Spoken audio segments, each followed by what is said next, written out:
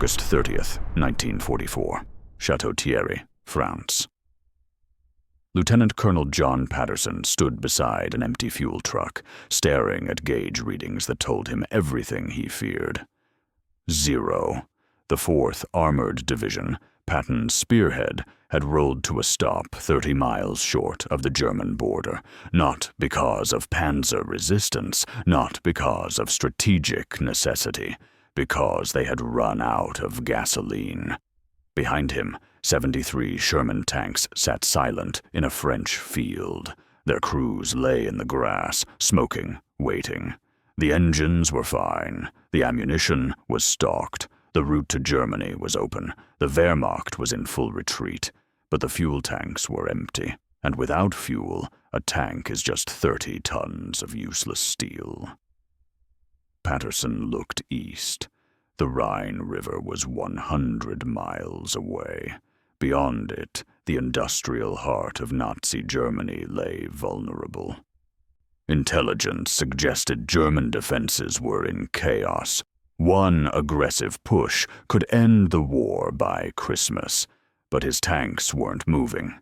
They were sitting in a field in France, waiting for trucks that might never come. Don't forget to subscribe to World War II Untold Stories and like the video for your support. Thank you for subscribing. To understand how the fastest armored advance in military history ground to a halt over something as mundane as gasoline, you have to understand the mathematics of modern war.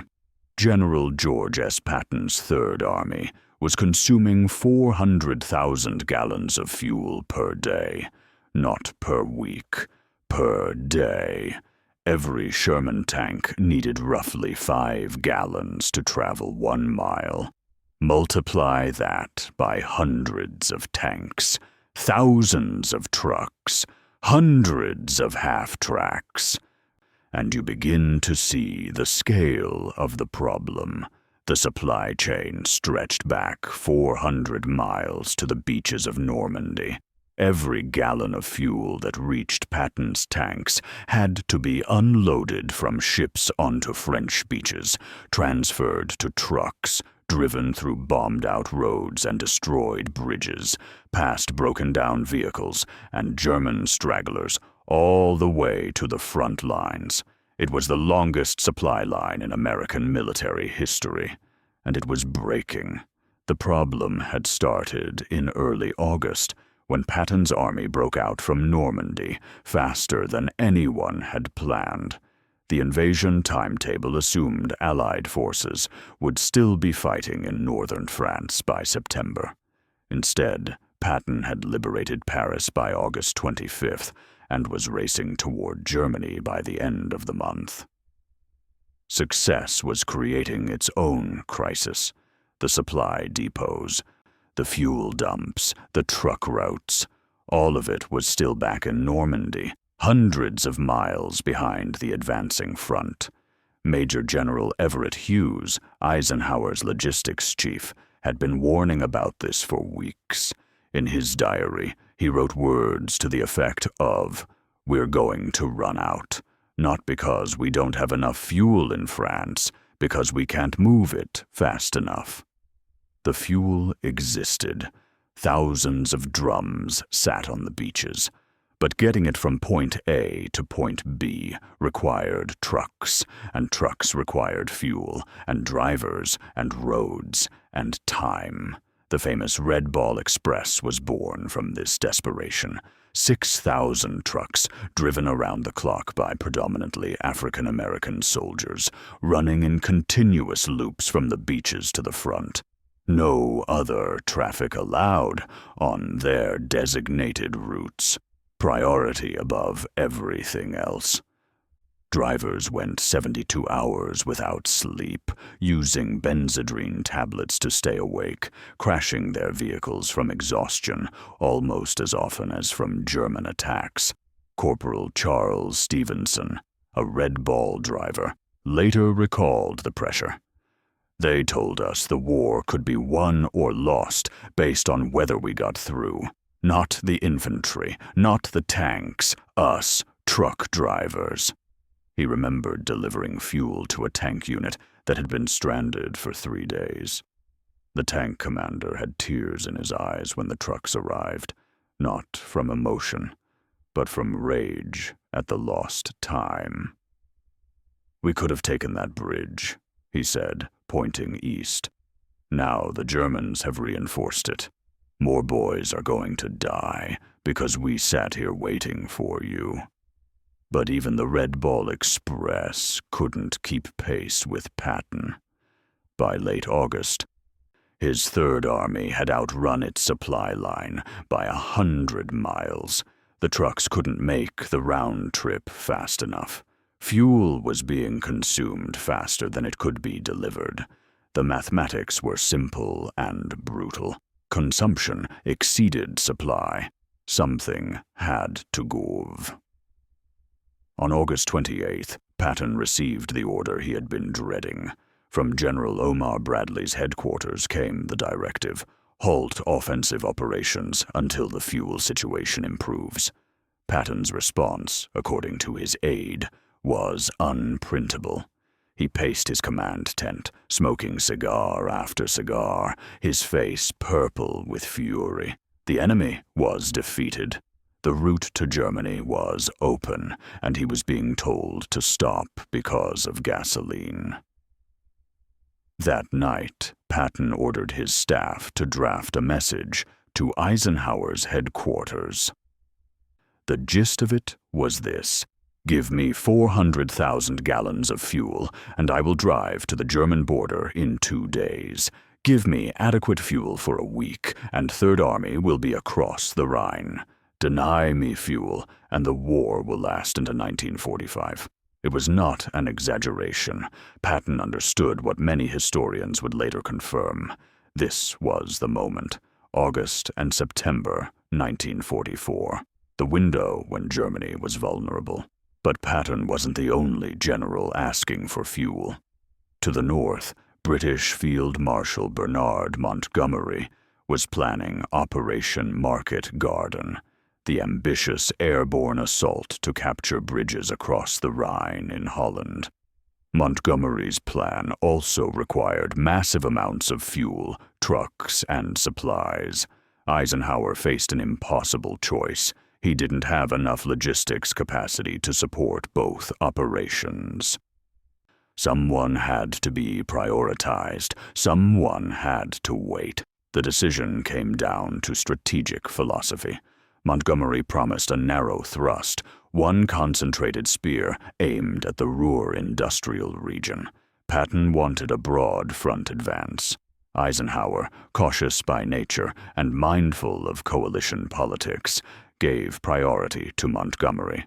The British Field Marshal would get the fuel, the trucks, the supplies. Patton would have to make do with what he had. The order reached Third Army headquarters on September 2nd. Patton's fuel allocation was being cut by 60%. Instead of 400,000 gallons per day, he would receive 160,000.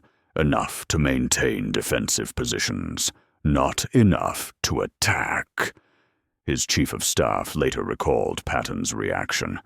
He didn't shout, he didn't throw things, he just sat there, staring at the map, smoking.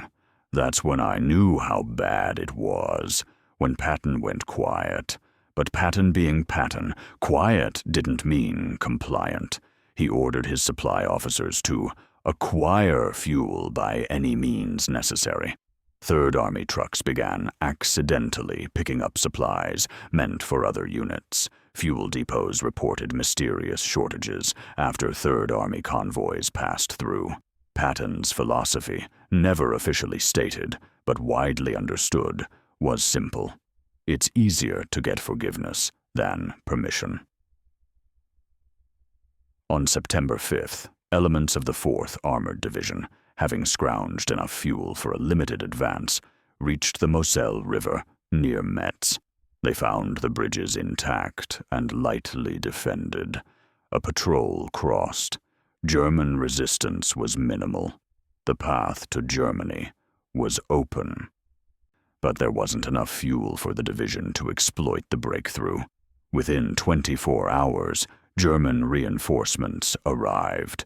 The bridges were destroyed. The opportunity was gone. Major General John Wood, commander of the 4th Armored, wrote in his after-action report, "We could have been across the Rhine in a week. The enemy was disorganized and retreating. We were stopped not by the Wehrmacht, but by our own supply system. I have never been more frustrated in my military career." The human cost of the fuel shortage played out in small moments across the front. Tank crews sat idle, cleaning weapons that didn't need cleaning, writing letters they'd written before, waiting. Infantry units that had been promised armored support went into battle without it. Because the tanks couldn't move, casualties increased, opportunities vanished.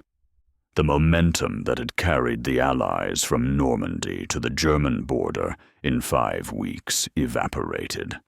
Private Robert Chen, an infantryman in the 90th Division, later recalled attacking a German position that intelligence said was lightly held. "We were told the tanks would be there. They weren't. Couldn't get the fuel to move them up. So we went in with rifles against machine guns. We took the position. But 20 guys died who shouldn't have. Because somewhere back in France, a truck broke down, or a ship was late, or someone screwed up a decimal point on a fuel requisition form. Meanwhile, hundreds of miles to the rear, the logistics crisis was being fought with slide rules and calculators. Transportation officers worked 18-hour days, calculating tonnage, distance, fuel consumption rates, truck availability. Every number had a human consequence. Allocate 5,000 gallons to one division, and another division sits idle. Prioritize ammunition over fuel, and tanks can't reach the battle to use that ammunition. The planners had estimated the Allies would need 700 tons of supplies per division per day to maintain offensive operations. In late August, they were delivering less than 400 tons. The gap between need and capacity was being measured in stalled advances and missed opportunities. Colonel Raymond Moses, a logistics officer, later wrote, "We were winning the war against Germany, but we were losing the war against distance." September crawled by. Montgomery's Market Garden operation launched on September 17th, consumed enormous resources, and failed spectacularly at Arnhem. Patton, still fuel-starved, fought a grinding battle for the fortified city of Metz. The war that could have ended in autumn 1944 stretched into winter, and as autumn turned to winter, the Germans, given time to regroup, prepared their last desperate gamble, the Battle of the Bulge. The irony wasn't lost on Third Army veterans. They had stopped 100 miles from the Rhine in August because they lacked fuel. 4 months later, in the Battle of the Bulge, they would race 100 miles north in 48 hours to relieve Bastogne, because by then, the fuel situation had finally been resolved. By December, the supply system had caught up. Antwerp's port was operational. Truck routes were established. Fuel pipelines had been built. But the opportunity was gone. Germany had reinforced its borders. The Siegfried Line was fully manned. What could have been a quick advance to victory became a slow, grinding, bloody slog through the winter of 1944-45. In Patton's tent in December, as he prepared to wheel Third Army north toward Bastogne, his aide mentioned the August fuel crisis. According to the aide's memoir, Patton's response was bitter. "We sat in France for 3 weeks in September, watching the Germans dig in, because we didn't have gasoline. Now boys are dying in Belgium for ground we could have taken without a fight. Wars aren't lost to bullets, they're lost to bureaucracy and bad logistics. The numbers tell the story. In August 1944, Third Army was advancing 50 miles per day and suffering 500 casualties per week. By November, they were advancing 5 miles per day and suffering 3,000 casualties per week.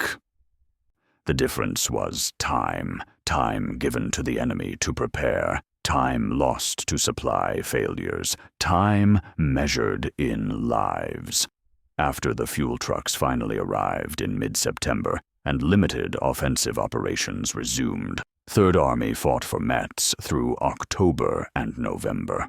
The city that could have been bypassed in August became a 2-month siege that cost thousands of American lives.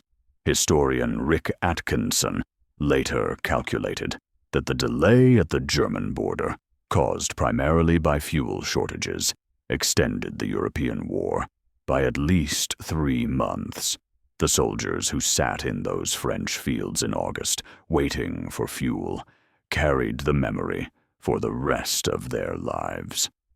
Veterans of the 4th Armored Division held reunions for decades afterward, and inevitably, someone would bring up the Great Halt. They would talk about watching the Germans escape across the Rhine, about seeing the smoke from German factories that should have been captured, about the friends who died in battles that never should have been fought. Sergeant William Bradford, a tank commander in the 4th Armored, gave an interview in 1988. He was asked what moment of the war stood out in his memory. He didn't talk about D-Day. He didn't talk about the Battle of the Bulge. He talked about sitting in a field in France in August 1944, his tank immobilized, watching German trucks retreat in the distance, trucks his unit could have destroyed if they'd only had fuel. "We could see them," he said, "through binoculars, clear as day. German supply columns retreating in chaos. We could have cut them off, surrounded them, ended it. But we sat there with empty fuel tanks. I've thought about that more than any battle I fought, because in war, sometimes the most important moments are the ones where nothing happens." The Great Halt, as historians would later call it, became a case study in military logistics. It's taught at war colleges around the world. The lesson is simple. Modern armies run on fuel as much as they run on courage. You can have the best soldiers, the best equipment, the best strategy, but if you can't move your forces, none of it matters. Victory goes not to the bold alone, but to the bold who can sustain their boldness with beans and gasoline. If you enjoyed this story from World War II, don't forget to like this video and subscribe to World War II Untold Stories for more untold stories from history's greatest conflict. Thank you for watching.